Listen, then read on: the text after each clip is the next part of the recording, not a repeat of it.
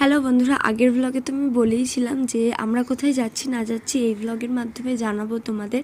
তো বিকালবেলায় আমরা দুজন মিলে রেডি হয়ে গেছি, প্রত্যেকবারের মতো এবারেও রথ টানতে যাব। তার আগে কিন্তু এই যে ব্যালকনি থেকে দেখছি ছোট ছোট পাড়া থেকে কিন্তু রথ বেরিয়েও গেছে। তারপর নিচেই রেডি সেডি হয়ে গেছি, দেখি আমাদের পাড়ার পুচকে সে আবার রথ টানতে লজ্জা পাচ্ছে। বোঝো কাণ্ড, কী ব্যাপার স্যাপার, ও রথ টানতে নাকি লজ্জা পাচ্ছে। তো তারপর আমরা বলাতেও একটুখানি রথটা টানলো।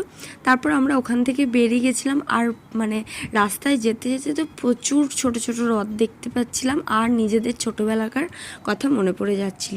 তো যাই হোক, আমরা শেষমেশ গিয়ে পৌঁছালাম। আর যেখানে এসছি এটাই হচ্ছে দুর্গাপুরের সব থেকে বড় রথ। আর এটাই হচ্ছে, এই মেলাটা যায় দুর্গাপুর চিত্রালয় মেলা ময়দানে। এটাই হয় প্রচুর বড় রথ, মানে মাসির বাড়ি গিয়ে যে মেলাটা বসে সেটাই হচ্ছে দুর্গাপুরের সব থেকে বড় রথ। তো যাই হোক, প্রথমে আমরা যখন ঢুকেছি তখন দেখি রথের মানে দড়ি এখনও টানাই শুরু করেনি, মানে রথ এখনও বেরোয়নি মন্দির থেকে।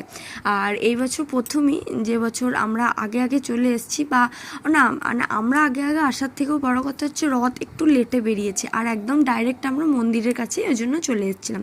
শেষমেশ অনেকক্ষণ অপেক্ষা করার পর তো দেখলাম রথটা বেরিয়েছে, কিন্তু এতটা ভিড় থাকে ওই জন্য আর আমি এই রথের দড়িতে হাত দেওয়ার রিস্ক নিইনি। তো যাই হোক, ওখানে রথ টানা দেখে আমরা চলে আর একটা জায়গায়, যে রাস্তার ওপর দিয়ে গৌরীয় মঠের রথটা যায়।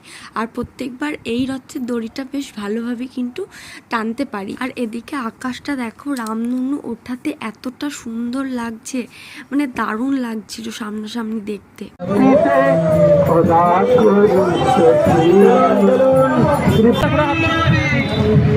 তারপর তো ওই রথটা টেনে যেই একটু এগিয়ে এলাম, তারপর দেখলাম হয়তোবা এটা কোনো সোসাইটির রথ বেরিয়েছে, ছোটোখাটো রথ, সেটারও দড়িটা একটু টানলাম। তারপরই চলে এলাম মেলাতে।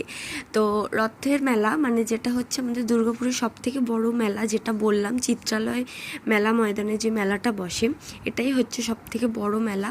তো প্রত্যেকবারের মতো এবারেও রথের দিনও একবার ঢো মেরে গেলাম মেলাতে। তো টুকিটাকি জিনিসপত্র কিছু দেখলাম, টুকিটাকি কিছু কিনেওছি। তো এরপরও তো এখনও উল্টো রথ অবধি মেলা বসবে, আরও যাওয়া হবে।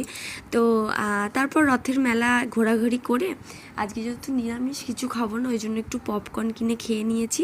তো আজকের ব্লগটা এতটুকুই, চলো এখন তাহলে বাড়ি যাই, দেখা হচ্ছে নেক্সট একটা ব্লগে, বাই।